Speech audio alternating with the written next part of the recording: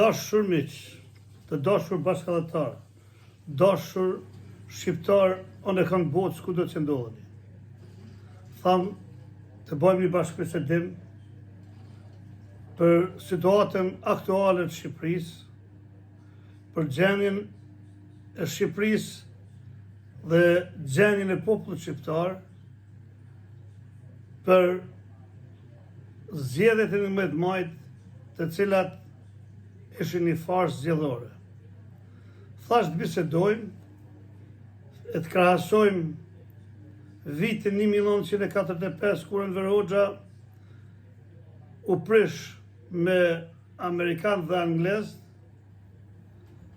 e vitin 2025, kur Edi Rama hesht pranë e Amerikanëve, gënjen Europën, korrupton FBI-n, e me qindra shetin laqe tjera që bën pas shpinës popullit shqiptar, që me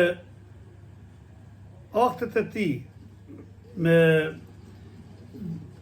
dhënien e tokave shqiptare, dhënien e tendrave të mëdhaj të oligarkë shqiptar, me korrupsionin që ka bërë në 12 vitet e qeverisës së tij dhe në 12 vitet e sekretar bashkia dhe 5 vitet si ministër i arsimit dhe i kulturës, këto duhet të japin llogari Edi Rama, duhet të japin llogari të gjithë kush është njeri i sujitës tij e i pushtetit tij. Pra, me plot gojë, Shqipëria është një kaos, Shqipëria ndodhet në një rrugë kryq, Shqipëria ndodhet në falementimin e demokracisë, në falementimin e pluralizmit politik dhe në fillimin e një diktature të re, një diktature që populli shqiptar e përjeton 50 vite, ku me qindra mijëra familje shqiptare në shqiptarë burgosën u përzekutuan, u internuan, u varen. Nga kush? Nga baballarët e Edi Ramës, nga dajallarët e tij, nga klika e Enver Hoxhës me baballarët e tij e me dajallarët e tij. Pra, Shqipëria ndodhet në kaos, Shqipëria ndodhet në prag të falementimit demokracisë, mos të them me plot gojë se demokracia në Shqipëri ka përfunduar. Nëse populli shqiptar, demokrat, Europa, Amerika e pranon dhe një herë dhe e përkrah dhe një herë diktaturën shqiptare, siç e përkrahu Rusin në një vitin 1945, po ndodh i të merr me popullin shqiptar, po ndodh një katastrofë e dytë për popullin shqiptar, e cila do të mbetet në histori përkeq gjithë brez pas brezi.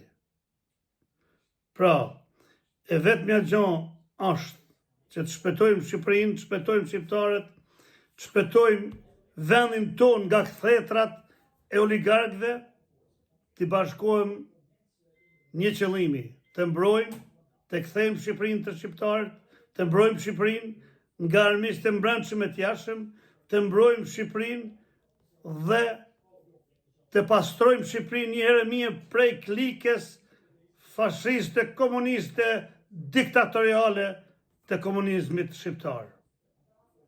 Pra, janë fjalët që çdo kush,